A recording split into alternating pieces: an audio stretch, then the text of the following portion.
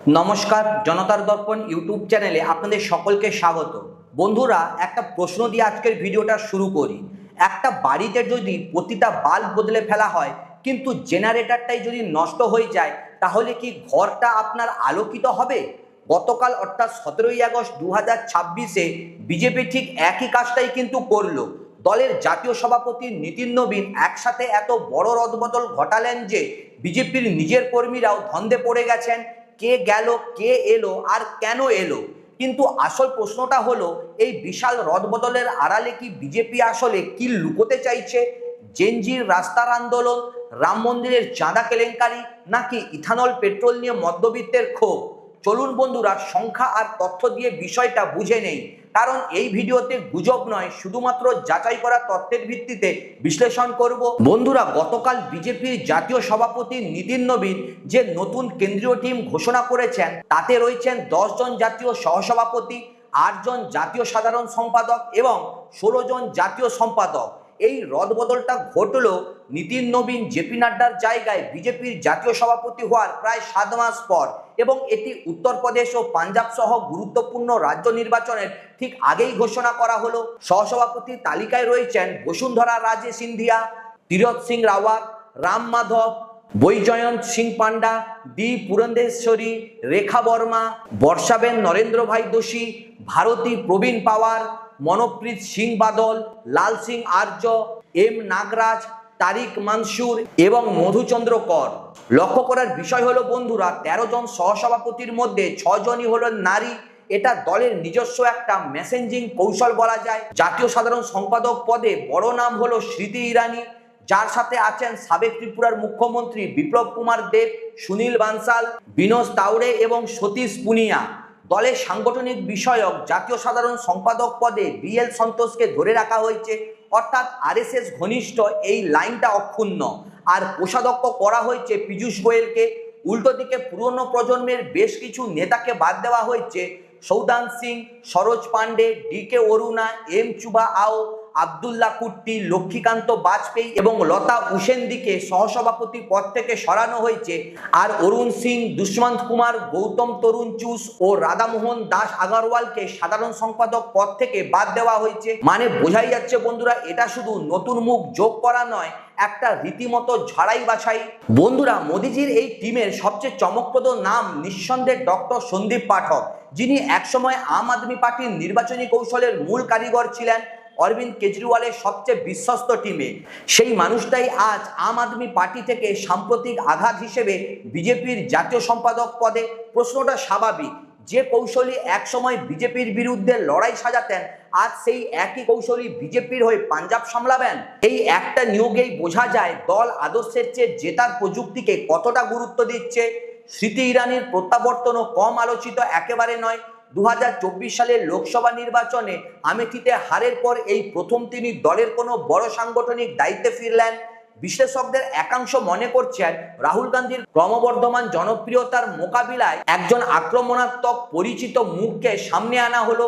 যদিও এখানে একটা স্বাভাবিক প্রশ্ন অবশ্যই ওঠে, যিনি নিজের আসনেই হেরেছিলেন তার উপর ভরসা করে দল কতটা লাভবান হবে সেটা সময় বলবে। রাম মাধবকে সহসভাপতি করাটাও কিন্তু অত্যন্ত তাৎপর্যপূর্ণ। এটাকে অনেকে আরএসএস লাইনকে সন্তুষ্ট রাখার পদক্ষেপ হিসাবে দেখছেন, বিশেষত যখন সংগঠনের বাকি অংশে মোদী সহ ঘনিষ্ঠ মুখেরই প্রাধান্য একেবারে স্পষ্ট। আর সবচেয়ে বড় কথা, খোদ নীতিন নবীন, বিহারের একজন 5 বারের বিধায়ক, যাকে জাতীয় রাজনীতিতে খুব বেশি মানুষ চিনতেন না, তিনি আজ বিজেপির জাতীয় সভাপতি। সেই পদ যেখানে অতীতে বাজপেয়ী, আদবানি বা অমিত শাহের মতো নাম বসেছে, তার নেতৃত্বেই এই প্রথম বড় রদবদল হলো। কিন্তু এই পুরো তালিকায় সবচেয়ে বড় খবর সম্ভবত অমিত মালব্যের অপসারণ। প্রায় 1 দশকেরও বেশি সময় ধরে অমিত মালব্য বিজেপির আইটি সেল এবং সোশ্যাল মিডিয়া কৌশলের নেতৃত্বে ছিলেন। এমনকি পশ্চিমবঙ্গেও তিনি সহদায়িত্বে ছিলেন, যেখানে বিজেপি প্রথমবারের মতো তৃণমূল কংগ্রেসের 15 বছরের শাসন শেষ করে সরকার গঠন করেছে। তার জায়গায় নতুন সামাজিক মাধ্যম প্রদান করা হয়েছে দীপক সাসকেকে। এই সিদ্ধান্তের নেপথ্যে কারণ কি?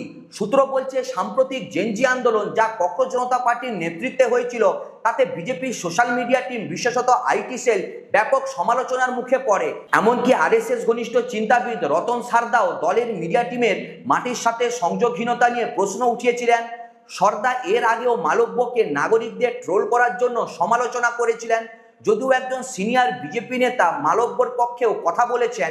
তার মতে মালব্য গত 11 বছরে দলের মূল ভোট ব্যাংকের কাছে পৌঁছতে গুরুত্বপূর্ণ ভূমিকা রেখেছেন, কিন্তু দলের এখন নতুন মুখ ও নতুন ভাবনার প্রয়োজন রয়েছে। তার মানে বন্ধুরা, বার্তাটা একেবারেই স্পষ্ট। দল নিজেই স্বীকার করছে তরুণ প্রজন্মের সাথে তাদের যোগাযোগে একটা বড় ফাটল ধরেছে। শুধু একজনকে সরিয়ে সেই ফাটল কতটা মেরামত হবে সেটাই এখন দেখার বিষয়। এই পুরো রদবদলের প্রেক্ষাপট বুঝতে হলে পেছনে ফিরে তাকাতে হবে। 2026 সালের 6 জুন থেকে দিল্লির যন্তর মন্তরে শুরু হওয়া আন্দোলন, যা ভারতীয় জেনজি আন্দোলন বা ককরোচ আন্দোলন নামে পরিচিত হয়ে ওঠে, ককরোচ জনতা পার্টির ডাকে শুরু হয়ে পড়ে students federation of India, all India students association সহ আরও অনেক ছাত্র সংগঠন এতে যুক্ত হয়। এর সূত্রপাত ছিল নিট প্রশ্ন ফাঁসের অভিযোগ, যার জেরে টানা আন্দোলনের পর কেন্দ্রীয় শিক্ষামন্ত্রী ধর্মেন্দ্র প্রধান পদত্যাগ করেন। এরপর একই ধারাবাহিকতায় শুরু হয় দ্বিতীয় ঢেউ। এবার প্রতীক বদলে গিয়ে হয় কাঁকড়া। ইথানল মিশ্রিত অর্থাৎ E20 পেট্রোল নিয়ে বিতর্কের মধ্যে গড়ে ওঠে নতুন সংগঠন E20 জনতা পার্টি, যারা মিম এবং ব্যঙ্গাত্মক প্রচারণাকে হাতিয়ার করে ইথানল নীতিতে স্বচ্ছতা, ভোক্তার পছন্দের স্বাধীনতা এবং 100% বিশুদ্ধ পেট্রোল সাধারণ দামে পাওয়ার দাবি তোলে। ধর্মেন্দ্র প্রধানের পদত্যাগের পরপরই এই আন্দোলন শুরু হয় এবং এবার নিশানায় ছিলেন কেন্দ্রীয় সড়ক পরিবহন মন্ত্রী নীতিন গাডকারি। এই দুই ঢেউয়ের সাধারণ বৈশিষ্ট্য হলো এগুলো কোনো ঐতিহ্যবাহী রাজনৈতিক দলের ব্যানারে হয়নি। এগুলো সোশ্যাল মিডিয়া চালিত, মিম নির্ভর, দল নিরপেক্ষ তরুণ ক্ষোভের বহিঃপ্রকাশ। আর ঠিক এই জায়গাতেই বিজেপির পুরনো প্রচার কাঠামো ব্যর্থ হয়েছে বলে অনেকেই মনে করছেন। কারণ যে আইটি সেল বিরোধী দলকে ট্রোল করতে অভ্যস্ত, সে হঠাৎ নিজের ভোটারদের সন্তানদের ক্ষোভের মুখে দাঁড়িয়ে দিশারা হয়ে পড়ে। বন্ধুরা, তাই এই রদবদলে তরুণ ও নারী মুখের সংখ্যা বাড়ানো এবং আইটি সেলের নেতৃত্ব বদলানো, দুটোকেই একই সমস্যার দুটো উত্তর হিসেবে দেখাই যেতে পারে। জেনজিদের রাস্তার আন্দোলনের পাশাপাশি বিজেপির জন্য আরেকটা মাথা ব্যথার কারণ হয়ে দাঁড়িয়েছে অযোধ্যার রাম মন্দির ঘিরে অনুদান তছরূপের অভিযোগ। অযোধ্যায় সদ্য নির্মিত রাম মন্দিরকে কেন্দ্র করে কোটি কোটি টাকার ভক্তদের অনুদান ও মূল্যবান সামগ্রী আত্মসাতের অভিযোগে রাজ্য জুড়ে ব্যাপক রাজনৈতিক এবং সামাজিক আলোড়ন তৈরি হয়েছে এবং এই ঘটনায় ইতিমধ্যে 8 জনকে গ্রেপ্তারও করা হয়েছে। সমাজবাদী পার্টির সভাপতি অখিলেশ যাদব এই ইস্যুতে সরাসরি রাজ্য সরকারকে আক্রমণ করেছেন। তিনি রাজ্য সরকারের প্রাথমিক পদক্ষেপকে সন্দেহজনক বলে বর্ণনা করে অভিযোগও করেছেন। সরকার নগদ গোনার কাজে থাকা ছোট ছোট কর্মীদের গ্রেপ্তার করেছে, কিন্তু যারা এই প্রাতিষ্ঠানিক অবক্ষয়ের পেছনে আসল কলকাঠি নেড়েছে সেই বড় মাছদেরকে আড়াল করছে। বন্ধুরা, উত্তরপ্রদেশ নির্বাচনের ঠিক আগে এমন একটা ইস্যু বিজেপির জন্য অস্বস্তিকর, কারণ রাম মন্দির দলের সবচেয়ে বড় রাজনৈতিক পুঁজিগুলোর একটি। সেই পুঁজিতেই যদি দুর্নীতির ছাপ পড়ে, তার প্রভাব ভোট ব্যাংকে পড়াটা অতি স্বাভাবিক। এখন আসল প্রশ্নে আসা যাক। রাজনৈতিক পর্যবেক্ষকের একটা বড় অংশ বলছেন শুধু খেলোয়াড় বদলে দিলে দলের হার জিতের চরিত্র বদলায় না। যদি কৌশল আর নেতৃত্বের ধরনে কোনো পরিবর্তন না আসে। আর বিজেপির ক্ষেত্রে সমালোচকদের মূল অভিযোগ ঠিক এই জায়গাটাতে। যে দলের প্রতিটা সিদ্ধান্ত কার্যত দুজন মানুষের হাত দিয়ে যায়, নরেন্দ্র মোদী আর অমিত শাহ, সেই কাঠামোতে শুধুমাত্র মুখ বদলে সাংগঠনিক সমস্যার সমাধান হবে কিনা তা নিয়ে প্রশ্ন থেকে যায়। এই সমালোচনার পেছনে যুক্তিও রয়েছে। যে নেতাদের সরানো হলো তাদের অনেকেই ছিলেন পুরনো স্বাধীন রাজনৈতিক ওজনদার ব্যক্তিত্ব, আর যাদের আনা হয়েছে বন্ধুরা, তাদের অধিকাংশেরই নিজস্ব বড় জনভিত্তি নেই। তারা মূলত সংগঠনের ভেতরের কর্মী বা টেকনোক্র্যাট। সমালোচকদের প্রশ্ন বন্ধুরা, যে নেতার নিজের বুথেই দল লড়াইয়ে পিছিয়ে থাকে, তিনি গোটা রাজ্যকে কিভাবে জেতাবেন? এটা নিছক অভিযোগ নয়, বরং একটা বৈধ কাঠামোগত প্রশ্ন। সাংগঠনিক নেতৃত্বের সাথে জনভিত্তির সম্পর্ক কতটা গুরুত্বপূর্ণ সেই বিতর্ক।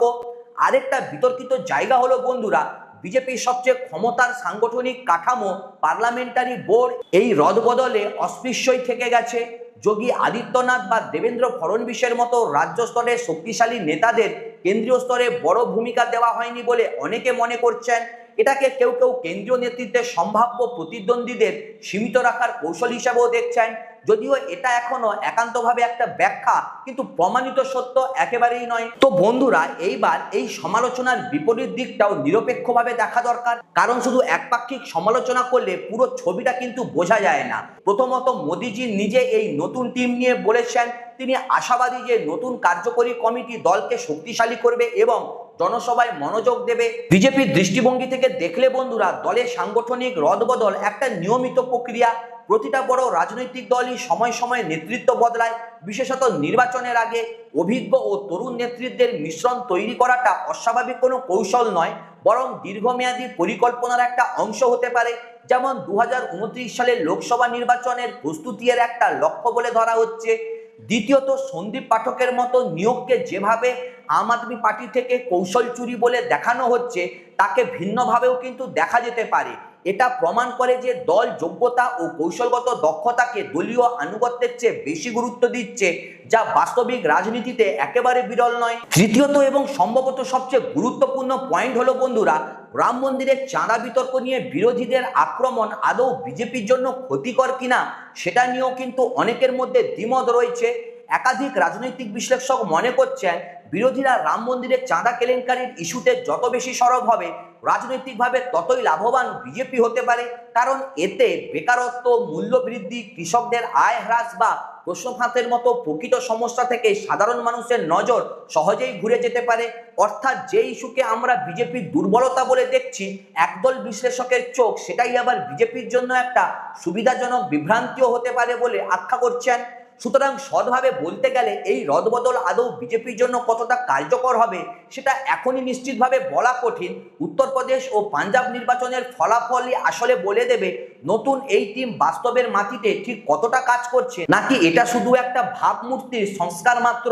তাহলে সংক্ষেপে বলা যায় বন্ধুরা, বিজেপি একসাথে প্রায় 28 জনের বেশি নেতাকে বড় বড় পদ থেকে সরিয়ে নতুন এক টিম দান করিয়েছে, যেখানে অভিজ্ঞতা আর তারুণ্যের একটা মিশ্রণ ঘটানোর প্রচেষ্টা একেবারে স্পষ্ট। জেনজি আন্দোলন, ইথানল বিতর্ক, রাম মন্দির চাঁদা কেলেঙ্কারি, এই তিনটে চাপ যে এই রদবদলের প্রেক্ষাপট তৈরি করেছে তা তথ্যই প্রমাণেই স্পষ্ট। কিন্তু সমালোচকদের প্রশ্নটাও ফেলে দেওয়ার মতো নয়। যতক্ষণ না দলের সিদ্ধান্ত গ্রহণ প্রক্রিয়ায় বাস্তবায়িক বিকেন্দ্রীকরণ আসে, ততক্ষণ শুধু মুখ বদলে কতটা মৌলিক পরিবর্তন সম্ভব সেটা একটা খোলা প্রশ্নই থেকে যাচ্ছে। আপনার কি মনে হয় বন্ধুরা, এটা কি সত্যিকারের সাংগঠনিক সংস্কার নাকি শুধু ভাবমূর্তি বাঁচানোর কৌশল? কমেন্টে জানান। ভিডিওটা ভালো লাগলে লাইক, কমেন্ট এবং শেয়ার করবেন। চ্যানেলটা সাবস্ক্রাইব করে অবশ্যই পাশে থাকবেন। সুস্থ থাকবেন, ভালো থাকবেন। দেখা হচ্ছে পরের ভিডিওতে। নমস্কার।